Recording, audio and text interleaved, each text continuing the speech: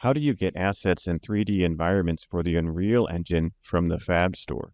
Once you open up the Epic Games Launcher, you can see a tab that says Fab. You can go ahead and start exploring. This will open up a tab in a browser. Often there are different assets that are free for a limited time. Sometimes it's a good idea to get these. Other times it's not a good idea because they just kind of clutter up your library. If you want to go ahead and see limited time free, you can look up here at the offers. It says limited time free.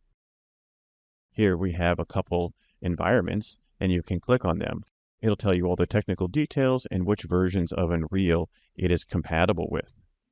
If you want to buy it, click Buy Now, or you can add it to the cart. You need to sign into your Epic Games account. Once you've logged into your Epic Games account, you'll notice that it's saved to my library. Since this is a browser, you can click the back button. Then you can look for other temporary free items. For example, here is this modular rule cabin. I've already saved this to my library. To see which projects are in your library, click on Library. You can see all the assets. Different assets will have different licensing terms depending on how large your company is or how large your studio project is. Make sure you pay attention to those licensing terms. If I click back on this Discover tab, I can click on Environments. And then if I filter, I can filter by price and I can click Free. This will show the different free environments that are currently available. This will change from time to time.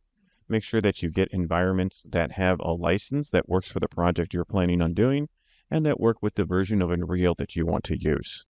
Hopefully this allows you to save assets and environments to your library from the Fab marketplace in Unreal Engine.